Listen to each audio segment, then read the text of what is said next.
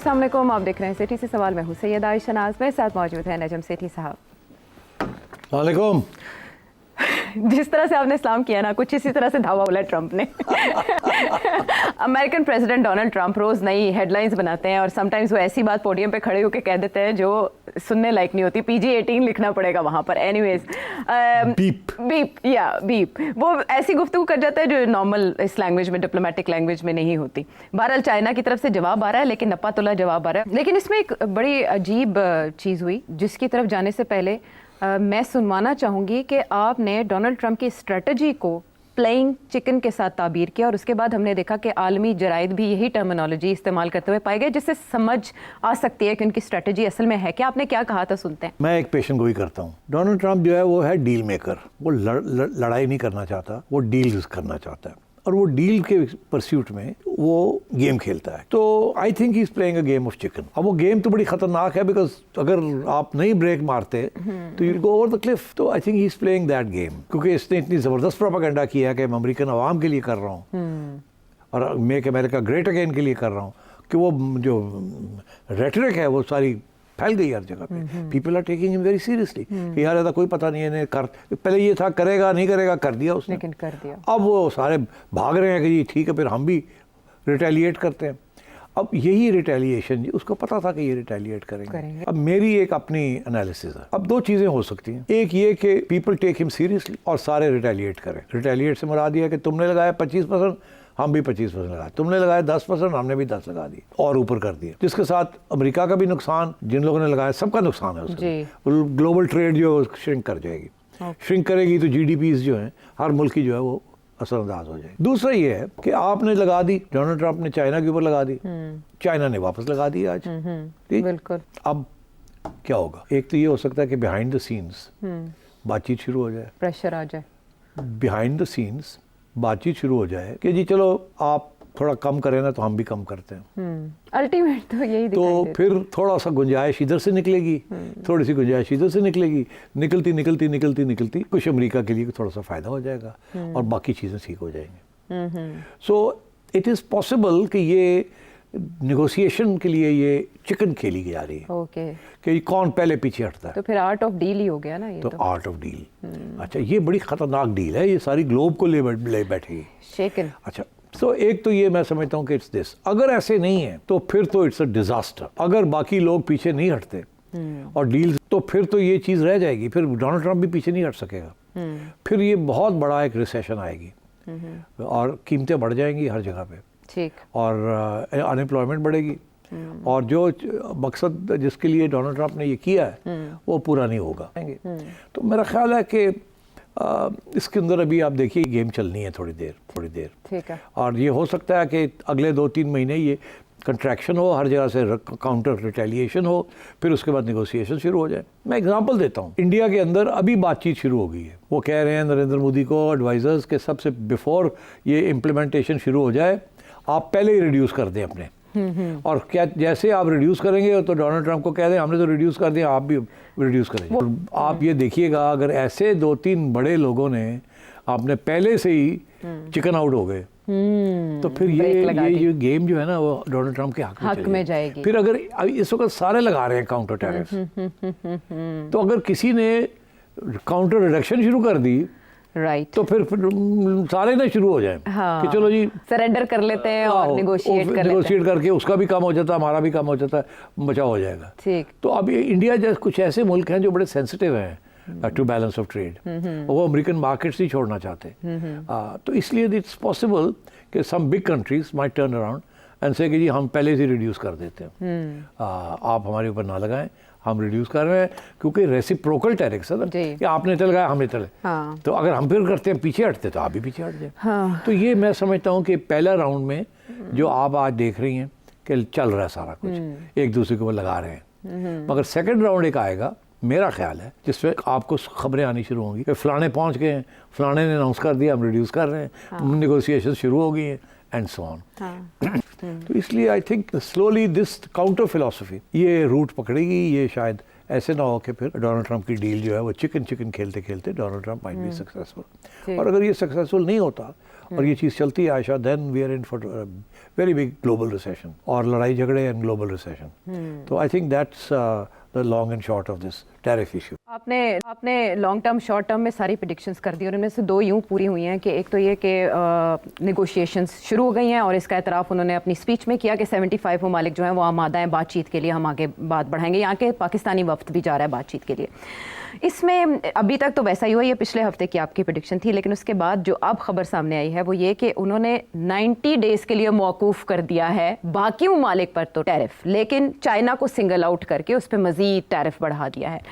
अच्छा, ये 90 डेज़ के लिए मौकूफ़ करना क्या जाहिर करता है? क्या असल में प्लान यही था या कुछ ऐसा हुआ, हिचकोले आए स्टॉक मार्केट में जिसकी वजह से ये यू टर्न ले लिया? बहुत अच्छा सवाल है। उसकी वजह यह है कि इस वक्त ओपिनियन जो है वो डाइवर्स है। दो किस्म के ओपिनियन चल रहे हैं। एक मेरे वाला ओपिनियन कि ये उसको पता था जब उसने ये सब फैसले किए कि हम ये करेंगे, और जिस तरीके से उसने किया कि उसका ख्याल था कि बेस्ट केस सिनारियो क्या हो सकता है और वर्स्ट केस सिनारियो क्या हो सकता है। बेस्ट केस सिनारियो ये हो सकता है कि लोग डर जाएंगे, भागे भागे आएंगे और आके कहेंगे लो जी गल कर लो साढ़े नाल, जिसका नेट फ़ायदा इसको होगा। ठीक, वो वर्स्ट केस सिनारियो ये है कि क्रैश कर जाएगा सारा कुछ, लोग खड़े हो जाएंगे, इसके खिलाफ महाज बन जाएंगे, स्टॉक मार्केट क्रैश कर जाएगी, ये हो जाएगा वो हो जाएगा। That was the worst case scenario. तो मेरा ख्याल है इसने सोचा ऐसे होगा कि बेस्ट केस सिनारियो के ऊपर काम करते हैं, अगर तो हो गया तो बहुत अच्छा है, आगे लोग डर के, ठीक है। अगर वर्स्ट केस सिनारियो हो तो मैंने यू टर्न ले लूँगा, मैं और कर दूँगा, मैं एकदम रिवर्स कर दूँगा और एक्सक्यूज़ मेरे पास होगा कि मैं और मौका दे रहा हूँ।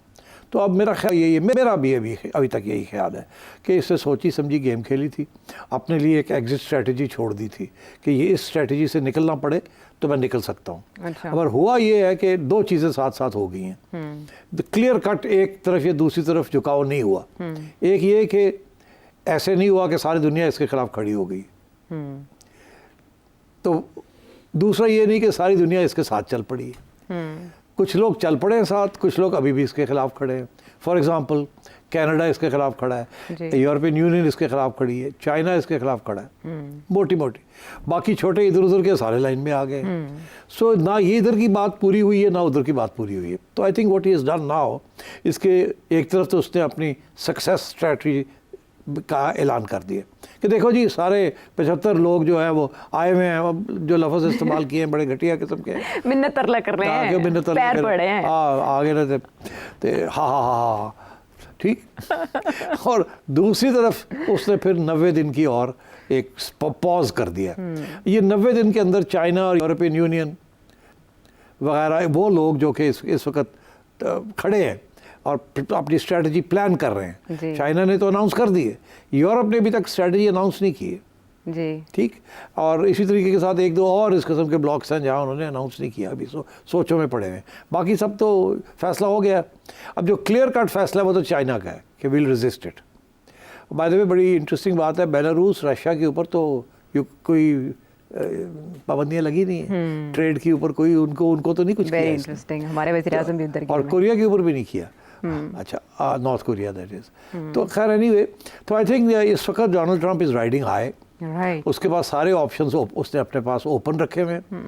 एक तरफ लोग लाइन करके लगा के जा रहे हैं वहाँ रीनिगोशिएट करने के लिए, आपकी टीम भी एक जा रही है यहाँ से, इंडिया की टीम पहले से तैयार बैठी है, उन्होंने तो ऑलरेडी तैयारी की हुई है कि ये छोड़ देंगे ये छोड़ देंगे, इधर कंसेशन इधर कंसेशन। एंड इसी तरीके के साथ वियतनाम, मलेशिया, ये जो वो लोग हैं, बांग्लादेश, जिनके ट्रेड सरप्लसेस बहुत ज़्यादा हैं विद अमेरिका, और सबसे ज़्यादा प्रेशर इन्हीं के ऊपर होगा on various textiles and other इस किस्म की जो चीज़ें। But I think the jury is still out कि इवेंचुअली क्या होगा। इस वक्त जो मेजॉरिटी ओपिनियन यही है कि ये पागल है, ये कि ये पागल है, इसने पता नहीं क्या ये पागलियत की है, डरा दिया सबको, सारा दुनिया चेंज होने लगी है। रूल्स बेस्ड ऑर्डर जो कि फ्रैंकलिन डिलानो रूजवेल्ट के बाद में बना था सारा, वो सारा जो है वो ट्रेड वर्ड WTO सबको फ़ारग कर दिया इसने, और शायद ये तबाही की तरफ ले जा रहा है सारी दुनिया को, यहाँ से निकलना मुश्किल हो जाएगा। एक तो ये, दूसरी तरफ वो लोग हैं जो कहते हैं देखा हमने कहा था कि इससे ये नहीं हो सकेगा, स्टॉक मार्केट क्रैश की है तो इसने फ़ौरन रिवर्स गियर डाला है, और रिवर्स गियर डालने के स्टॉक मार्केट फिर चढ़ गई है। यही हुआ है ना। ऑयल प्राइसेस भी, स्टॉक मार्केट भी गिर गए, क्रैश कर गए एकदम। वो तो अब फिर वो जब इसने 90 डे पॉज किया तो फिर चढ़ गई है वो। तो 90 डेज बाद क्या होगा? अच्छा, अब 90 डेज तक मेरा ख्याल है, अब आपने असली सवाल तो पूछ लिया, अब आगे 90 डेज में क्या होगा। मेरा ख्याल है he will negotiate with European Union and with China. अच्छा, नेगोशिएशन 90 डेज बड़े लंबे दिन हैं। 15 दिन की बात होती या महीने की बात होती तो आप समझते कि इसने एक दफ़ा कर दिया फिर करेगा। उसने जो 90 डेज़ दिया है ना, ये 90 डेज़ सिर्फ यूरोपियन यूनियन और चाइना के साथ के लिए किया है। अच्छा। क्योंकि इनके साथ मुश्किल नेगोशिएशंस होंगे, ये रातों रात मसले नहीं हल होंगे। बाकी लोग तो इसके पास पहुंच जाएंगे ना कि लो जी आ गए हैं सी, ये करेगा, ये काट दो, ये काट दो, ये काट दो, ये ठीक है, ये ठीक है, ये करो, ये करो, ये करो। वो ज़्यादा से ज़्यादा करेंगे, अच्छा जी 4-5 दिन और दे दें, हम सोचते हैं। तो वो तो उनको तो 90 दिन नहीं चाहिए to settle with Donald Trump. 90 दिन चाहिए होंगे for prolong negotiations with China and with the European Union and with Canada and Mexico and stuff. उनके लिए इसको टाइम चाहिए। तो I think he is bought the time, जिसके साथ अब स्टेबिलिटी थोड़ी सी सिस्टम में आ जाएगी, आहिस्ता आहिस्ता नेगोशिएशंस होंगे। और आई थिंक मेरा अपना ये ख्याल है कि इस स्ट्रेटजी में कि टैरिफ्स को जो अमेरिकन एक्सपोर्ट्स के ऊपर जो टैरिफ लगा रहे हैं लोग, वो he will be successful in reducing those. क्या इसका असर पॉलिटिकल स्ट्रेटजी के ऊपर क्या पड़ेगा? अमेरिका की जो स्टैंडिंग है इन द इंटरनेशनल कम्युनिटी, जो लोगों का एतमाद है in America and therefore in the dollar, उसके ऊपर जो लॉन्ग टर्म कॉन्सिक्वेंसेस क्या होंगे, including alliances, NATO, South China Sea के अंदर वो जो सारे वहाँ अलायंसेस, उनका क्या होगा? Credibility of Donald Trump and the American administration, वो लोग आगे डील्स करेंगे इनके साथ कि नहीं, which are politically sensitive, which are part of political strategy. I think वहाँ बहुत नुकसान होगा कि इसकी जो ट्रस्ट डिफिसिट है बहुत बढ़ जाएगी। मगर इस इशू के ऊपर मेरा ये ख्याल है ये बेनिफिट करेगा। तो व्हाट अबाउट ये चाइना को सिंगल आउट करने का क्या मतलब है? 145% टैरिफ भी आयद कर दिया है Ayesha. So it's China is the real threat to America. सबसे ज़्यादा अमेरिकन डेट जो है वो चाइना के। अमेरिका ने जो चाइना के जो पैसे देने हैं ना, बिकॉज ये ट्रेड सरप्लस जब होता है तो चाइना के पास अरबों डॉलर्स आ जाते हैं। वो डॉलर्स कहाँ करता है? वो कुछ तो वो इन्वेस्टमेंट्स करता है, मगर ज़्यादातर ये अमेरिकन ट्रेजरी बिल्स खरीदता है। तो अमेरिकन जो इस वक्त जो कर्जा है मेरी अमेरिका के ऊपर, America is the most indebted country in the world. सबसे ज़्यादा कर्जा अमेरिका ने लिया है। उस कर्जे के बेसिस के ऊपर इन्होंने अपना मिलिट्री इंडस्ट्रियल कॉम्प्लेक्स बनाया हुआ है। वो अगर कर्जा इनके पास ना हो तो ये इतनी बड़ी मशीनरी नहीं चला सकते वो। तो वो कर्जा किससे लिया है? वो उन्हीं से लिया है ना जो लोग ट्रेड सरप्लस रन कर रहे हैं, जिसमें चाइना इज़ अ लीडिंग।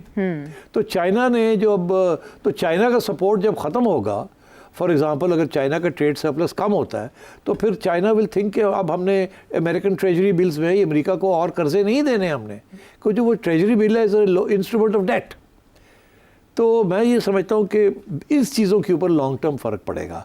अब जो लोग जो सरप्लसेस रन कर रहे हैं वो 2 दफ़ा सोचेंगे कि ये पैसा जो है ये अमेरिका की को पैसे कर्जे के तौर पे आगे देने चाहिए या ये निकाल के इन्वेस्टमेंट्स कहीं और करनी चाहिए। तो I think it will affect the long term strategy of the United states.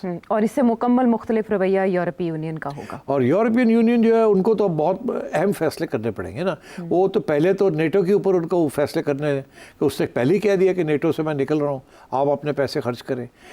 मगर उसने ये नहीं कहा था कि मैं नेटो छोड़ के जा रहा हूँ। उसने कहा था कि नेटो शेयर अपना बढ़ाएं पैसों का, ठीक। मगर अब जो नेटो वाले हैं उनको तो समझ आ गई है कि ये he doesn't give a damn about NATO, he doesn't care about European security.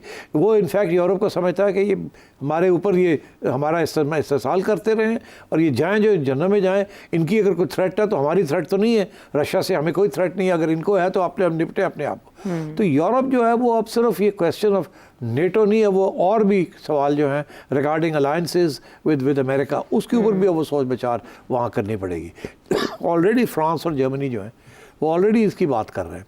अब यूके जो है वो सबसे कम अफेक्टेड है, सबसे कम टैरिफ्स उसने यूके पे लगाए, मगर बाकी सब मुल्कों पे तो लगाए हैं। और वो ज़्यादा भी I think they are more nationalistic than the UK का बहुत एक तारीखी अलायंस रहा है with United States, big brother. मगर अब इसके बाद तो वो बिग ब्रदर जो है वो तो पै गया दोनों। तो अब मेरा ख्याल है यूके को सोचना पड़ेगा करना क्या क्या नहीं करना। मगर यूरोप जो है मेरा ख्याल है उन्होंने फैसला कर लिया है कि अमेरिका को ट्रस्ट नहीं किया जा सकता। डोनाल्ड ट्रंप ने जिस किस्म की हरकतें की हैं इसको ट्रस्ट नहीं किया जा सकता।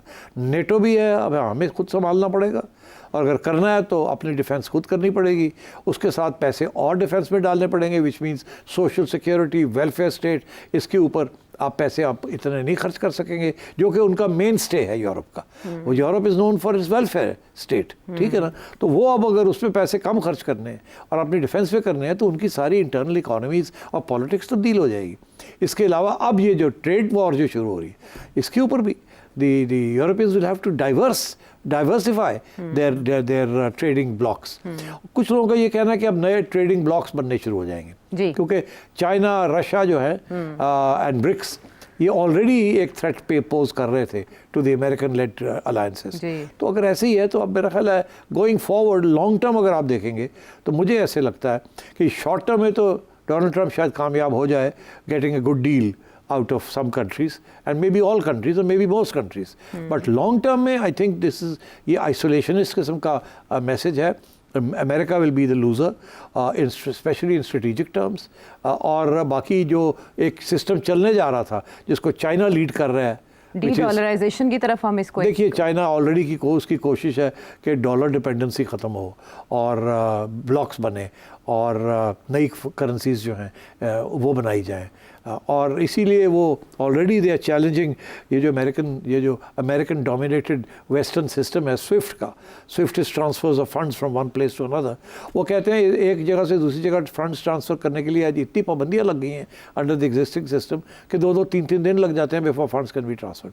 चाइना ने ऑलरेडी एक परफेक्शन कर ली है, ऐसा सिस्टम बना दिया है जो कि वो इनकरेज कर रहे हैं इंडिया, रशिया वगैरह वगैरह को कि आप ये इस्तेमाल करें, where it's transfer is instant. आप बटन दबाएं तो सारी जगह पे ट्रांसफ़र हो जाते हैं। 6-7 गेटवेज हैं, उसमें से निकल के फौरी तौर पे पार्ट चला जाता है।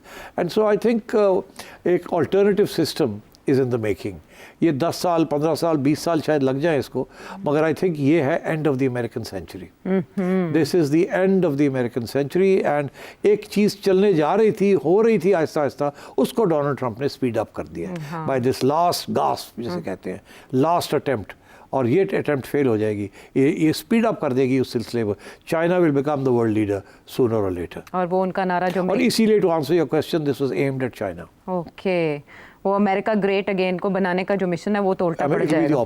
ये बहुत बड़ी प्रेडिक्शन है और इसमें हकाइक भी दिखाई देता है मामला जिस तरफ जा रहा है। अब अमेरिका चाइना ट्रेड वॉर में पाकिस्तान कहाँ खड़ा है? कहीं भी नहीं खड़ा। Pakistan exports to the US are around 5.5 billion और पाकिस्तान के इम्पोर्ट्स आर अबाउट 2 बिलियन लगभग। तो एक सरप्लस है, तो जो गैप है वो 3, 3.5, 4 का है जी।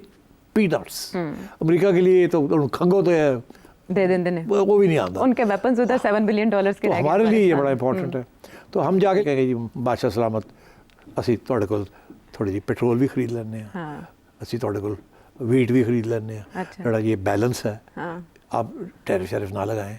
ये जो गैप है ना इसको हम कम कर देते हैं, आपसे ज़्यादा चीज़ें शायद और इम्पोर्ट कर लेते हैं। मगर यहाँ जो है अभी जो आपको पता ही है कि इसाक डार साहब ने अभी एक मीटिंग कॉल की है। मैंने प्रिडिक्ट किया था नहीं कॉल, हाँ आपको फ़ोन कॉल आपने एक प्रिडिक्ट की थी और उसके बाद आपने जो प्रिडिक्ट किया था उसके बाद मैं सवाल की तरफ आती हूँ। ये है कि इसाक डार साहब की सेक्रेटरी ऑफ स्टेट के साथ बात होने जा रही है, मार्को रूबियो के साथ जी। और उससे काफ़ी चौड़े एजेंडा आइटम्स हैं और काफ़ी कॉम्प्रिहेंसिव किस्म की बात होगी। तो ये I can tell you that things are moving smoothly in favor of this current government. अच्छा, ये आपने 4 तारीख को प्रेडिक्ट किया, 2 दिन पहले ये टेलीफोनिक कॉल हो गई, लेकिन उसमें बात क्या हुई सिट साहब? वो मेरा ख्याल है बड़ी अच्छी बातें हो गई हैं जिसके अंदर ये ट्रेड वाली इश्यूज भी डिस्कस हो गए हैं कि हमारा ये इश्यूज थे कि आओ कोई गलती कोई नहीं, तुसी आ जाओ। तो इन्होंने पूरी रिपोर्टें छोटे तैयार कर ली हैं। इन्होंने फैसला किया कि लंबे चौड़ी एक डेलीगेशन लेके जाएंगे, ठीक है, जिसके अंदर ट्रेड के लोग भी होंगे, प्राइवेट सेक्टर के भी होंगे और मिनिस्ट्रीज़ के लोग भी होंगे एंड सो ऑन। अब मेरी तो तजवीज़ यही होगी कि इतनी लंबी चौड़ी डेलीगेशन ले जाने की ज़रूरत नहीं है। आपका छोटा सा मसला है, उसको इतना बड़ा ना बनाएं, लोग मजाक उड़ाएंगे कि जॉय राइड के लिए 10 लोग चले गए, 15 लोग चले गए, वहाँ मीटिंग तो होनी है 2 लोगों की, तो इतने लोग को ले जाने की ज़रूरत क्या है? ठीक है ना। और मोटी मोटी ये बात, वो आपकी बारीकियों में नहीं जाना चाहते। उन्होंने जो अचीव करना था वो अचीव कर लिया।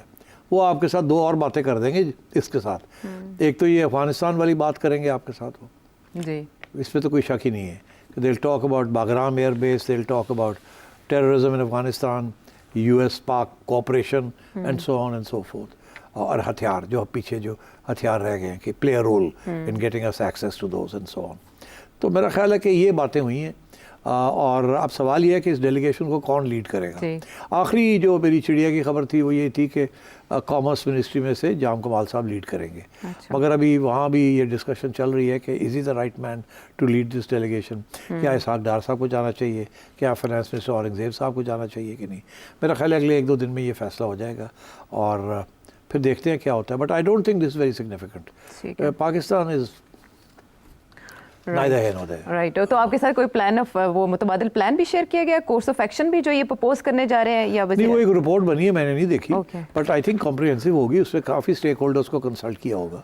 तो जाहिर है टेक्सटाइल लॉबी को कंसल्ट किया है, स्पोर्टिंग गुड्स को किया है, इधर किया उधर किया, और फिर मिनिस्ट्रीज को कंसल्ट किया है कि अगर हमें इम्पोर्ट वहाँ से ज़्यादा करनी पड़े तो क्या कर सकते हैं। तो किसी ने कहा जी पेट्रोल ले सकते हैं उनसे, अच्छा, गैस ले सकते हैं उनसे हम, because America wants to export oil and gas. वो इंडिया को भी उन्होंने ऐसी पेशकश की। तो अगर वो आप करते हैं तो आसानी से 1-2 बिलियन डॉलर की तो वो ले सकते हैं, तो वो गैप तो कम हो जाएगा। एंड इसी तरीके के साथ वीट आप खरीद सकते हैं। आप कनाडा से लेते हैं, अमेरिका से ले सकते हैं। आप यूक्रेन से लेते हैं, यूक्रेन से ना लें, अमेरिका से ले लें, और वो फिर नेगोशिएट कर लें। तो ये चीज़ें हो जाएंगी। आई डोंट थिंक कोई इतनी कॉम्प्लिकेशंस है इसके अंदर। एक ही मीटिंग के अंदर सारा कुछ तय हो जाएगा वहाँ। राइट, ठीक है। It's not a big deal. आपके मुताबिक ये मामला इतना है कि इसके लिए 3 अफराद भी जाएँ तो वो काफ़ी होंगे, क्योंकि मामला 2-3 से ही बनने हैं जो मीटिंग होनी है। बहरहाल ये प्रोस्पेक्ट्स हैं इन सारे मामलात के। हम वापस बात करेंगे कि पाकिस्तान तहरीक इंसाफ में कैसी उथल पुथल है, कैसा शोर है।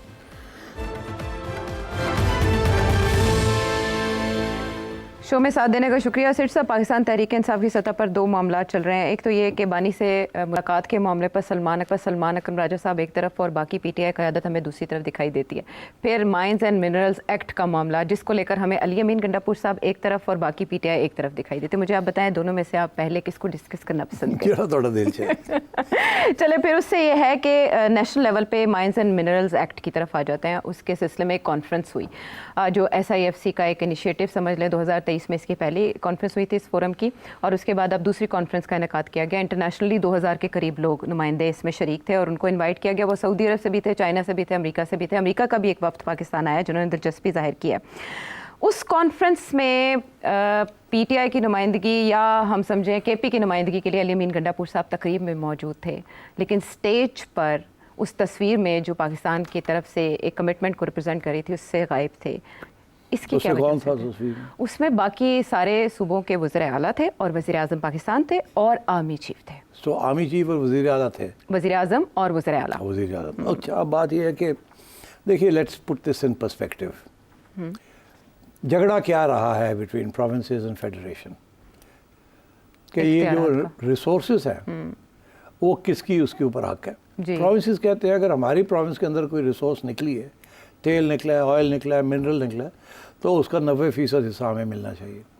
फेडरेशन कहती है नहीं, ये नेचुरल रिसोर्स है, ये फेडरेशन की मलकियत है। अच्छा, तो इसमें हमारा हिस्सा सबसे ज़्यादा होना चाहिए। आपका हिस्सा होना चाहिए, सबसे ज़्यादा हमारा होना चाहिए। ये इश्यूज़ पहले दिन से ये चल रहे हैं। बलूचिस्तान का सबसे बड़ा इशू सुई गैस का था। आज तक वो बलोच यही कहते हैं कि सुई गैस हमारे इलाके से निकली है मगर हमें नहीं मिलती, रॉयल्टी नहीं दी, और हमें अपनी रॉयल्टी मिलती है। अच्छा, थोड़ी बहुत मगर ये सारी हमें मिलनी चाहिए थी, और अगर हमने कुछ देना था तो हम देते फेडरल गवर्नमेंट को। फेडरल गवर्नमेंट का ये है कि जी ये तो फेडरल प्रोजेक्ट था, फंडिंग सारी हमने की, सारा कुछ हमने किया, रास्ते हमने बनाए, सड़कें हमने बनाई, फैसिलिटेशन हमने की, और ये एक सारी कौम की मलकियत है, ये सिर्फ आपकी मलकियत नहीं है। आपका हिस्सा ज़रूर है मगर मलकियत सारी कौम की है और हम बांट के देंगे सबको। तो ये झगड़ा अब बलता जा रहा है। अब क्योंकि लेटेस्ट, अब ये आपने देखा रेकोडेक के ऊपर क्या हुआ जी। इसके ऊपर दो झगड़े थे। एक ये था कि प्रोविंस का शेयर कितना होगा, फेडरल गवर्नमेंट का कितना होगा, और जो इन्वेस्टर कर रहा है उसका कितना शेयर होगा। ये पहले दिन से ये इशू चल रहा था। उसके बाद एक इशू बना ये कि जो भी वो उस वक्त मुआहदा हुआ वो सुप्रीम कोर्ट चीफ जस्टिस साहब ने उसको उड़ा दिया, जिसकी वजह से फिर एक डज लग गई, और वो जो डज लगी है 6 बिलियन डॉलर्स की, वो फेडरल गवर्नमेंट को देनी पड़ी। वो फेडरल प्रोजेक्ट था। तो अब प्रोविंस ये नहीं कह सकती कि जी जब डज लगती है तो आप दें, पैसे 4 बनते हैं तो हमें सारे मिलने चाहिए। तो ये अब ये जो कश्मकश थी फाइनली जाके अब सेटल हुई है कि वो ये है कि 50% रेकोडेक में कंपनी ले गई है जो फॉरेन कंपनी है, 25% गवर्नमेंट ऑफ बलूचिस्तान को मिलेगा और 25% जो है वो फेडरल गवर्नमेंट को मिलेगा। It's something along those lines. बड़ी मुश्किल से ये तय किया है। अभी भी बलोच अवाम जो है या नेशनलिस्ट है वो खुश नहीं है, वो कहते हैं सारा हमें मिलना चाहिए था, एंड सो ऑन एंड सो।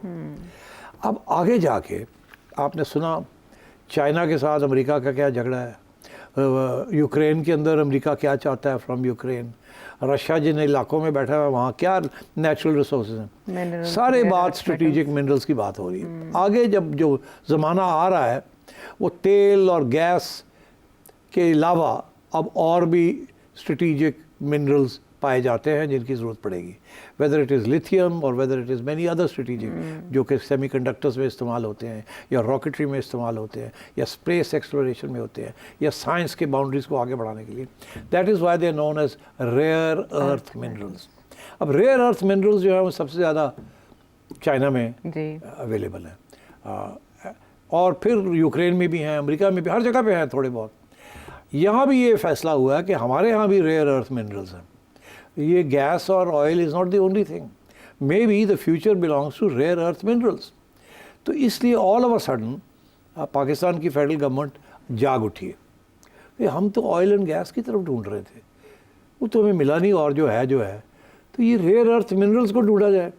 ये भी तो हमारे पहाड़ इतने हमारे यहाँ है, तो इसको एक्सप्लोर किया जाए, क्योंकि इनकी वैल्यू बढ़ती जा रही है। पहले रेयर अर्थ में तो मिनरल में तो सिर्फ गोल्ड जी, ठीक, तो अब तो और भी बहुत से मिनरल्स निकलने शुरू हो गए हैं जिनकी जरूरत पड़ गई है, डिमांड है in America, Canada and the advance countries. So therefore कशमकश, कानून नए बनने शुरू हो गए हैं और कॉन्फ्रेंसेस शुरू हो गई हैं, और ये सारा इनिशिएटिव जो है ये फेडरल गवर्नमेंट ले रही है, बिकॉज कोई प्रोविंशियल गवर्नमेंट के पास इतनी नो हाउस और क्रेडिबिलिटी नहीं है कि वो इस किस्म के प्रोजेक्ट्स को आगे बढ़ा सके। लेकिन 18वीं तरमीम के बाद ये तो सूबे का सब्जेक्ट है। 18वीं तरमीम और नो 18वीं तरमीम, बात ये है कि प्रोविंसेस आर नॉट इक्विप्ड, उनके पास नो हाउ भी नहीं है, रिसोर्सेज भी नहीं है, स्टेबिलिटी भी नहीं है। एक फेडरल गवर्नमेंट है जो ये समझती है कि ये काम सिर्फ हम कर सकते हैं, और गारंटीज़ जो चाहिए होती हैं इस किस्म के प्रोजेक्ट्स के लिए, जो फॉरेन इन्वेस्टर आता है वो फेडरल गारंटीज़ होती है, प्रोविंशियल गारंटीज़ को कोई नहीं मानता। तो फॉर मैनी रीजंस ये इस फैसला ये हुआ कि ये फेडरल गवर्नमेंट ही इनको कर सकती है। मगर और इसीलिए आपने देखा कि आर्मी चीफ भी खड़े हैं और प्राइम मिनिस्टर भी खड़े हैं, और जो कॉन्फ्रेंस है वो इस्लामाबाद में हो रही है एंड सो ऑन, और अमेरिकन भी आए हुए हैं, सारे आए हुए हैं। सारी दुनिया का इंटरेस्ट है in exploration of rare earth minerals. पुराने ज़माने में तो ये ना यार हो कोई एमरल्ड्स निकल आए, हीरे जवारे, और हीरे जवारे की गल नहीं हो रही, उन कोई और गेम हो रही है। अब जो पाकिस्तान की गवर्नमेंट ने, फेडरल गवर्नमेंट ने जो एक रिपोर्ट बनवाई है फॉरेन कंसल्टेंट्स के साथ, वो कहती है कि आपके यहाँ कम से कम $8 ट्रिलियन के रेयर अर्थ मिनरल्स हैं। कितने? $8 ट्रिलियन। आपकी GDP is nearly 400 billion, 1 trillion भी नहीं है। और वो कह रहे हैं कि यहाँ गोइंग फॉरवर्ड आपके यहाँ इतने रिजर्व्स हैं कि 8 ट्रिलियन से भी ज़्यादा आपके रिजर्व्स हैं यहाँ, उनको एक्सप्लोर करो, एक्सप्लॉइट करो। तो ज़ाहिर है पानी आ गया है सबके मुंह में। केपी के लोग कहते हैं ये तो साडा है जी, मगर पैसे कोई नहीं है और ना क्रेडिबिलिटी है उसको करने के लिए। फेडरल गवर्नमेंट कहती है we have the resources, we have the consultancy, we have the sovereign guarantees, जो sovereign guarantee only a federal government can give. तो इस वजह से अब फेडरल गवर्नमेंट लीड ले रही है। मगर फेडरल गवर्नमेंट को इस बात का पता है कि पानी के ऊपर भी लड़ाई झगड़ा शुरू हो गया, वो भी एक रेयर अर्थ मिनरल ही बन गया ना, कम होता जा रहा है। कैनाल्स एंड मिनरल्स, ये दो मामला। तो पानी is becoming scarce, that's a commodity. तो वो अब कम होती जा रही है, ग्लेशियर्स मेल्ट होते हो रहे हैं, पानी कम फ्लोज हो रही है, डैम्स कम भरे जा रहे हैं, रेनफॉल गिरती जा रही है एंड सो ऑन। तो उसकी वजह से वहाँ लड़ाई झगड़े शुरू हो गए हैं। रेकोडिक के ऊपर उन्होंने ऑलरेडी देख लिया कितने 10 साल लगे उसको मसले को हल करने में। आगे भी अब जो आगे गोइंग फॉरवर्ड अब रेयर अर्थ मिनरल्स निकालने हैं अब वो, तो इसके लिए मसला बन गया कि अब क्या किया जाए। And after the 18th amendment जो आयशा ने अभी बताया है वो फेडरल गवर्नमेंट फारग है और ये लोग ले गए। अब ये आसिफ जरदारी ने तो हाथ कर दिया फेडरल गवर्नमेंट के साथ। अब वो सोच रहे अब करें क्या। तो अब करना ये है कि कानून तो पास करेगी प्रोविंशियल गवर्नमेंट, क्योंकि उनका हक आ गया अंडर द 18th अमेंडमेंट। अच्छा। मगर बड़ा भाई है फेडरल गवर्नमेंट, फेडरल गवर्नमेंट उत्ते आगे बह गई। अच्छा, फेडरल गवर्नमेंट ने ये कानून बनाया, वो सही कह रही है पीटीआई कि ये साडा कानून तो है नहीं, तो तुसी बना के भेजता है। रिकमेंडेशंस मानी नहीं गई जो यहाँ डिपार्टमेंट्स ने दी के। अब यहाँ शोर पड़ा हुआ है और बाय पार्टिसन शोर है, मतलब ऑपोजिशन एंड गवर्नमेंट वहाँ यही कह रहे हैं कि जी ये तो हमारा कानून है ही नहीं। क्यों? इसलिए वो कहते हैं कि फेडरल गवर्नमेंट सामने का दरवाज़ा बंद है फेडरल गवर्नमेंट के लिए, बैकडोर खोल लिया, उधर से आ गए अंदर कि जी डीजीपी जो है वो भी हमारी अपॉइंटमेंट हम करेंगे और ये भी होगा और वो भी होगा और फलानी लाइसेंस देना है और ये करना है और कंसल्ट करें हमें। वो कंसल्टेशन का मतलब ये होता है कि आपको इजाज़त नहीं मिलनी। तो फेडरल गवर्नमेंट ने बैकडोर से आके अपना हावी हो गए ऑन दिस। अच्छा। कि आगे गोइंग फॉरवर्ड कल को अगर कोई चीज़ निकलती है तो फेडरल गवर्नमेंट उसको छोटी मोटी चीज़ों से कहेंगे ले जाओ ले जाओ ले जाओ, बड़ी कोई चीज़ निकली तो ट्रम्प करके फेडरल गवर्नमेंट कहेगी ये तो साडा है। अच्छा। या उसको इस तरीके से डील करेगी कि उनके लोग जो हैं वो ऐसी डीलें करेंगे कॉर्पोरेशंस के साथ जिसको सपोर्ट होगा फेडरल गवर्नमेंट का। बिकॉज बड़े प्रोजेक्ट्स जो हैं वो इस बिल में ही लिख दिया गया है। अच्छा। कि बड़े प्रोजेक्ट्स जो हैं वो उसके अंदर काफ़ी पाबंदियां लगा दी गई हैं कि लोकल लोग उसमें आ ही नहीं सकते, नहीं आ सकते, और 10 साल बाद तो बिल्कुल ही निकल जाएगा लोकल इन्वेस्टर। तो ये इस वक्त तो ये स्मॉल स्केल इंडस्ट्री है। अच्छा। छोटी सी इंडस्ट्री है वहाँ केपी के अंदर। माइंस लोगों ने ली हुई हैं 3-3 साल 40 साल वो रिन्यू हो जाती हैं, 2-2 5-5 लाख रुपए देते हैं और वो मिनरल्स निकालते हैं। नहीं, इसमें कुछ भी नहीं निकल रहा, छोटी मोटी मिनरल एक्सट्रैक्शन हो रही है। अच्छा। और कॉटेज लेवल पे। आपकी बातों से तो लग रहा है कि फेडरल गवर्नमेंट का ये सारा प्रोजेक्ट है। ये तो ये फेडरल गवर्नमेंट का प्रोजेक्ट है। SIFC को डिसोन करने की बातें केपी में क्यों हो रही है? इसीलिए हो रही है ना, उनको पता है कि SIFC आगे बीच बढ़ गई है, अच्छा। इसलिए आज ये अभी ये सिर्फ बाहर फॉर फ्यूचर की बातें हैं। मगर फेडरल गवर्नमेंट ने ये सोचा है कि अगर हमने फॉरेन इन्वेस्टमेंट लानी है, बड़े पैमाने पे इसको डेवलप करना है। देखिए ना, बड़े पैमाने पे मिनरल एक्सट्रैक्शन होती है, बिल्कुल। कोई पहले सर्वेज होती है, मिलियंस ऑफ डॉलर्स की सर्वे होती है, फिर उसके बाद जाके एक्सट्रैक्शन होती है। उसके लिए सेफगार्ड्स चाहिए, सिक्योरिटी चाहिए। वो provincial government specially in KP तो नहीं दे सकती ना, वो तो फेडरल गवर्नमेंट ही देगी। तो I think the federal government has a point. मगर अनफॉर्चुनेटली कानून ऐसे बना दिए गए हैं इस मुल्क के अंदर, आइन के अंदर, जिसके साथ अब रुकावटें पैदा हो गई हैं। और क्योंकि प्रोविंसेस जो हैं वो अब एतमाद खो बैठी हैं ऑन द फेडरेशन। सिंध में भी एतमाद नहीं है ऑन द फेडरेशन, हालांकि पार्टनर है इन द फेडरेशन, मगर फिर भी वो एतमाद नहीं करते। नेशनलिज्म, सब नेशनलिज्म बढ़ रही हैं। इसी तरीके के साथ केपी के अंदर अंडर PTI एक नया ही महाज बन गया है। बिल्कुल एक ज़माने में KP was the most loyal province, इस वक्त it is the most disloyal province. पहले तो ये समझा जाता था कि Sindh is the most disloyal या Karachi is the most disloyal. अब उनको तो थोड़ा बहुत न्यूट्रलाइज कर दिया बाय ब्रिंगिंग देम इनटू, वहाँ की गवर्नमेंट भी दे दी, यहाँ भी अंदर ले आए, तो वो तो थोड़े बहुत न्यूट्रलाइज हो गए। मगर इधर जो है, यहाँ तो वहाँ से तो मूवमेंट लॉन्च होती है अगेंस्ट इस्लामाबाद। वो पहले तालिबान आते थे अटक तक, अब गंडापुर साहब की और बुशरा बीबी की जलसे जो है वो अटकते आगे निकल जाते हैं। तो इस किस्म की चीज़ चल रही है। आई थिंक इसके ऊपर काफ़ी रेजिस्टेंस होगा। मेरा ख्याल है कि गंडापुर साहब के लिए इसको मैनेज करना इतना आसान नहीं होगा। और कल को अगर जुडिशरी इस पर कूद जाती है, अब आप सोचिए ये बन जाएगा कॉन्स्टिट्यूशनल मैटर। आपका क्या ख्याल है, क्यों उन्होंने अलग किया सारा ये कॉन्स्टिट्यूशनल मैटर्स को, और कॉन्स्टिट्यूशनल मैटर्स को उधर बना दिए ताकि वहाँ कोई तरीके से इसको हैंडल किया जाए। अगर पुराने सुप्रीम कोर्ट में ये जाती तो ये सुप्रीम कोर्ट ने फेडरल गवर्नमेंट का साथ नहीं देना था जी। तो अब जो कॉन्स्टिट्यूशनल कोर्ट्स हैं they will side with the federal government. तो मैं ये समझता हूँ कि all this has been in planning, because अब जिस तरीके से ये हाइब्रिड गवर्नमेंट चल रही है, मैं एग्जांपल देता हूँ, कुछ अपॉइंटमेंट्स भी आजकल ऐसे हो रही हैं कि एक फ़ोन आता है PM सेक्रेटेरिएट में कहीं से कि आयशा को फलानी स्ट्रीट पे लगा दो, उसका बायोडाटा भेज रहे हैं, नोटिफिकेशन कर दो। वो अफसर जो है, अब मेरे से नाम वाम ना पूछे कौन फ़ोन करता है और किसको फ़ोन, मुझे पता है, आपने बताना भी नहीं है। नहीं, मैं नहीं बताऊंगा, मगर आप समझ जाएंगी कि फ़ोन कौन करता है या किसके ऑफिस से फ़ोन आता है, समझ जाएंगे, और किसके ऑफिस से वो आती है वो कि इसको लगा दें आप। और उधर से वो सिर्फ प्राइम मिनिस्टर को इन्फॉर्म किया जाता है कि सर वो फ़ोन आया था, वो कह रहे थे CV भेजिए, इसको फलानी जगह पे लगा दे। अच्छा। PM कुगी मार देता है, PM ये तो नहीं पूछेगा कि कौन है, ये सब पता है, कुगी मारो जी, दे जल्दी नाल देर नहीं करनी। तो अभी एक साहब अपॉइंट हुए हैं, तो वो पता नहीं, मतलब अकॉर्डिंग टू माई चिड़िया वो भी ऐसे ही फ़ोन आया सी तो ये CV आ गई, और जो एस्टैब्लिशमेंट के मिनिस्टर साहब हैं उन्होंने कुगी मार दी, अल्लाह खैर से।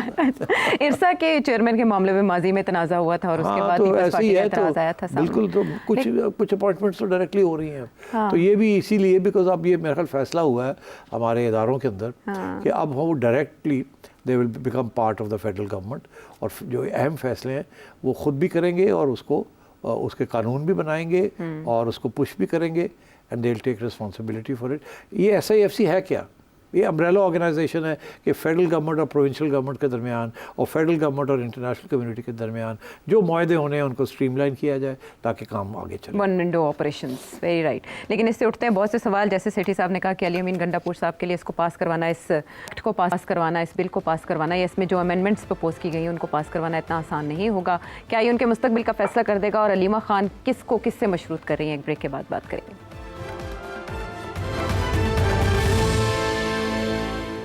Welcome back to the show. ऐसा लग रहा है जैसे इस माइंस एंड मिनरल एक्ट पे ना अंडरस्टैंडिंग डेवलप नहीं कर पाया अली अमीन गंडापुर साहब, और इतना क्रिटिसिज्म उन्हें सोशल मीडिया पे भी देखने को मिला।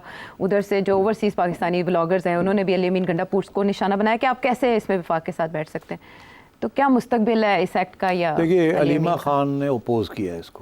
उसने कहा कि ये फेडरल गवर्नमेंट की इंटरफेरेंस है और ये गंडापुर और प्रोविंशियल असेंबली को पास नहीं करना चाहिए। हाँ, उन्होंने जो कहा ये सुनवा देखिए दें। उनका क्या काम है ऐसी बात करना। लेकिन वो इसमें एक रीज़न दे रही हैं, सुन ले क्या कह रही हैं वो जी। मेरा ख्याल है जो केपी के अंदर माइंस और मिनरल एक्ट है, इसको बिल्कुल पूरे एक्ट को होल्ड पे डाल देना चाहिए जब तक इमरान खान रिहा नहीं होते। चाहे जो मर्जी एक्ट पहले हुआ हो, जो मर्जी तरमीम ये करना चाह रहे हो, पूरा एक्ट होल्ड पे डाल देना चाहिए जब तक इमरान खान रिहा होकर उसको खुद उसकी तफसील समझ के फिर ये असेंबली में पेश होना चाहिए। पर उन्होंने एक्सप्लेन नहीं किया ना क्यों। इसका ये मतलब है, शक तो यही है ना कि ये फेडरल गवर्नमेंट इम्पोज कर रही है और इस पे केपी का फ़ायदा शायद इतना ना हो जितना होना चाहिए। मगर ये एक और भी एक्सक्यूज़ बन गया ना, क्योंकि पता चल गया उनको कि फेडरल गवर्नमेंट के लिए इसकी कितनी अहमियत है, इसीलिए वो जल्दी करना चाह रहे हैं, इसीलिए कॉन्फ्रेंसेस शुरू हो गई हैं। और अगर इसको होल्ड पर डाल दिया गया कि जब तक इमरान खान नहीं आते, तो इमरान खान तो शायद 5 साल में भी शायद लग जाए गवर्नमेंट में आने में, तो इसको होल्ड तो नहीं किया जा सकता। तो this is the political position that she is taking. मेरा सवाल ये था, ये कौन होती हैं इन लोकल एक लेजिस्लेशन के ऊपर बात करने वाली? आज तक तो उन्होंने किसी लोकल लेजिस्लेशन के ऊपर बात नहीं की, इसके ऊपर क्यों की है? इसीलिए क्योंकि इन्हें इस बात का एहसास है कि फेडरल गवर्नमेंट शर्मिंदा हो जाएगी अगर इसको रोक दिया जाए, उनके लिए प्रॉब्लम बन जाएगी। तो फेडरल गवर्नमेंट को शर्मिंदा करने के लिए, कमज़ोर करने के लिए, उनके ऊपर दबाव डालने के लिए, उनको प्रेशर डालने के लिए, इमरान को रिलीज़ करो तो करवा लो जी, नहीं करोगे तो फिर होल्ड करो। तो this is the same as कि जी रेमिटेंसेस ना भेजें। आप हमारी बात समझ रहे हैं? और इसको सेंसर करें कि जमहूरियत नहीं है ये। तो this is aimed at the federal government, specifically the SIFC that is headed by the army chief. तो this is a political statement. But इससे ये पता चलता है कि गंडापुर साहब इज़ इन ट्रबल। गंडापुर साहब के ऊपर बहुत से इल्ज़ाम लगने शुरू हो गए हैं। उनकी पोजीशन असेंबली के अंदर और केपी के अंदर भी कमज़ोर होनी शुरू हो गई है। बहुत से राइवल्स खड़े हो गए हैं और क्लियरली बुशरा बीबी भी उनके ख़िलाफ़ है और अलीमा खान भी उनके ख़िलाफ़ है। और वहाँ जो लोग नए लोग अपॉइंट हुए हैं लोकल लेवल पे, वो सब भी इनके ख़िलाफ़ हैं। सो अब मुझे ऐसे लगता है कि इनके लिए सर्वाइवल मुश्किल होती जा रही है दिन ब दिन, और ये ऐन मुमकिन है कि गोइंग फॉरवर्ड हो सकता है इमरान खान कोई ऐसा फ़ैसला करे जिसके साथ गंडापुर साहब को तकलीफ़ हो। यानी वो इस मामले पर रिवर्स गियर नहीं लगा सकते अली अमीन गंडापुर साहब इस एक्ट के मामले पर? इस एक्ट तो फेडरल गवर्नमेंट प्रेशर डाल रही है ना, करो। वो उससे हो नहीं रहा है। हाँ। अगर करता है तो डिस्क्रेडिट हो जाता है, और नहीं करता तो फेडरल गवर्नमेंट कहती है जाओ फिर छुट्टी कराओ। तो he is now neither here nor there, he is caught in a devil's land, no man's land. तो मेरा ख्याल है सर्वाइवल उनके लिए मुश्किल होती जा रही है आने वाले दिनों में। तो एक और शख्सियत जिनके बारे में मुझे आपसे जानना है कि क्या उनका काउंटडाउन शुरू हो गया, वो सलमान अकरम राजा साहब है। मुलाकात के मामले पर इतना शोरगुल है कि अब हमें अली ज़फ़र साहब, बैरिस्टर गौहर और इवन फवाद चौधरी साहब वो सलमान अकरम राजा साहब के अगेंस्ट दिखाई देते हैं। इवन के सॉफ्ट स्पोकन बैरिस्टर गौहर भी हमें गुस्से में दिखाई दिए। क्या चल रहा है सलमान अकरम राजा साहब को? देखिए, ये मैंने अपने प्रोग्राम में कहा था पिछले हफ्ते कि सलमान राजा साहब जो हैं बहुत दयानतदार, बहुत लायक शख्स हैं, मगर मेरे असेसमेंट में उनकी सियासत कमज़ोर है। नए सियासत में आए हैं, उनके ख़िलाफ़ जो लोग खड़े हुए मंजे हुए खिलाड़ी। सियासत का मतलब ही अपॉर्चुनिज़म, सियासत का मतलब है यू टर्न, सियासत का मतलब है कोई असूल नहीं।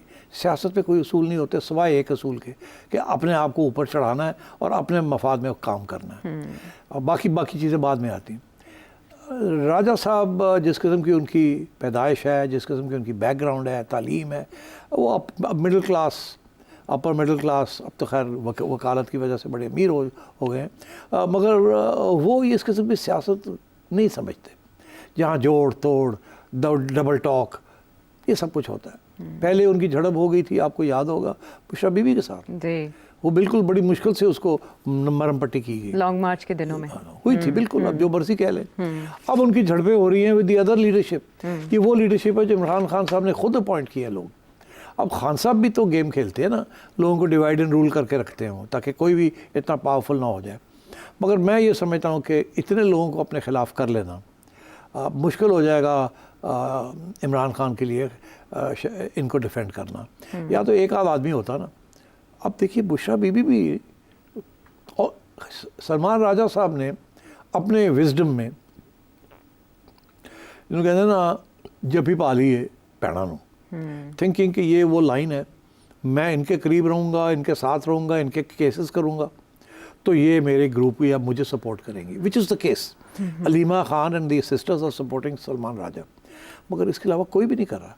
और वो जो बाकी लीडर्स हैं जिनको इमरान ने सेलेक्ट किया है, जिसमें अली जफ़र साहब हैं, अब लोगों का कहना है कि अली जफ़र साहब को ऑफर हुई थी चेयरमैनशिप, उन्होंने इनकार कर दिया या रिग्रेट कर दिया। ये रिकॉर्ड पे है। ये रिकॉर्ड पे। तो अब बात ये है कि अब अली जफ़र साहब को आप कहें मेरी परमिशन के बगैर आप इमरान को नहीं मिल सकते, तो आपका क्या ख्याल है? वो कहेगा जाओ जाओ गुड्डी उड़ा, तू कौन होना है?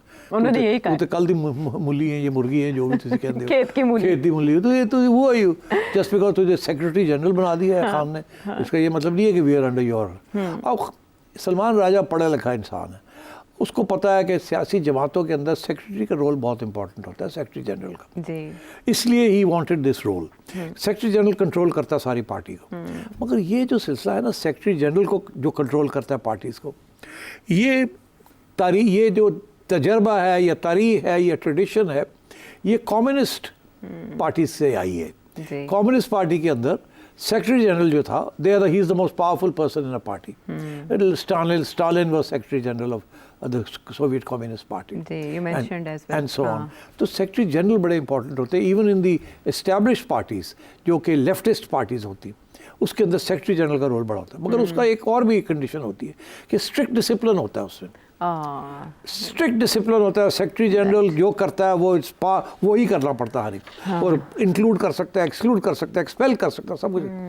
तो इन्होंने कहा जी मुझे सेक्रेटरी जनरल बना दें, थिंकिंग कि ओहदा मिल जाएगा तो मैं कंट्रोल कर लूँगा सर। ऐसे नहीं है, ये ट्रेडिशनल पॉलिटिशियंस हैं, ये ट्रेडिशनल पार्टी है। इस ट्रेडिशनल पार्टी के अंदर तो आप देखें कि प्राइम मिनिस्टर के खिलाफ नून के लोग जो है वो खड़े होकर बात कर देते हैं। वो प्राइम मिनिस्टर से पूछा जाता है कि जी तुसी तो यह कह रहे हो, तो की ना साढ़े यार का बारा ना नहीं लेंदे सी। हाँ जी, तो वो खड़े होकर कुछ और बात कर देते हैं, तो आगे से जवाब आता है ये तो उनका पर्सनल व्यू है।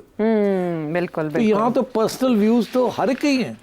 राणा साहब भी लगे रहते हैं। आपने नाम तो ले लिया, पहले आपने अवॉइड किया, फिर आपने नाम ले लिया। मेरे ज़हन में कोई और था। अच्छा, चलिए ये भी आपने। राणा साहब तो बड़ी तरीके से खेलते हैं, हाँ, मगर कुछ लोग हैं जो काफी मुंह फट हैं और वो बोलते रहते हैं। तो वो अब उनको बचाने के लिए कि यार साढ़े बंदे ने साढ़े खिलाफ ही गल करती, वो फिर कह जी जाती पॉइंट ऑफ व्यू। ये parties they are not disciplined parties, ये और पीटीआई में तो डिसिप्लिन है ही नहीं। अच्छा, तो सेठ साहब जब प्रोग्राम खत्म होने वाला है तो आज है 10 अप्रैल और वो तहरीक अदम एतमाद को पेश हुए भी 3 साल हो गए। पीटीआई तब कहाँ खड़ी थी और आज कहाँ है, अगर आप इसको कंक्लूड करें तो? पहले तो मैं ये कहूँगा कि सलमान राजा साहब को ज़रा ख्याल करना चाहिए, अपनी ब्रिजेस बिल्ड करने चाहिए विद अदर पार्टी लीडर्स। अगर ऐसे नहीं करेंगे तो खान इनको डिच कर देगा, मैं आपको बता रहा हूँ। खान एक बंदे के लिए सारी पार्टी के अंदर लड़ाई झगड़े नहीं लेगा। तो मेरी advice to Salman Akram Raja is a fine man, ऐसे लीडर्स होने चाहिए, is to take some steps back, take a gulp of water and calm down, and don't start throwing your weight around like this. Try and build bridges, alliances. थोड़ी बहुत सियासत करें आप। अब वो वकालत नहीं करनी, सियासत बदल लें अपना टोन मिजाज तरीके को। तो पीटीआई आपके ख्याल में कमज़ोर हो चुकी है उस पोजीशन से? बहुत कमज़ोर हो चुकी है, बहुत कमज़ोर हो चुकी है। और अगर ऐसे ही चलता रहा तो बिल्कुल ही फॉरवर्ड ब्लॉक नहीं बने। और फॉरवर्ड ब्लॉक इसलिए बनेगा इनको कमज़ोर करने के लिए नहीं, ये तो ऑलरेडी कमज़ोर है, इसलिए कि पीपल्स पार्टी आंखें दिखा रही है। अगर पीपल्स पार्टी को अपनी जगह पर ठोकना होगा तो फिर फॉरवर्ड ब्लॉक की ज़रूरत पड़ जाएगी, वोट्स की ज़रूरत पड़ जाएगी। और ये हमारा माजी है और ये दोहराता आया ख़ुद को। हमने देखा है मुख्तलिफ पार्टीज़ के साथ ये हाल होता हुआ, कहाँ पाकिस्तान तहरीक इंसाफ ईद के बाद अलायंस का तहरीक चलाने का, लेकिन अब मामला ये हैं कि एक दूसरे के गरेबान को आए हैं। प्रोग्राम के हवाले से फीडबैक दीजिएगा, सवाल जानना चाहे नंबर आपके सामने। अगले प्रोग्राम तक के लिए इजाज़त।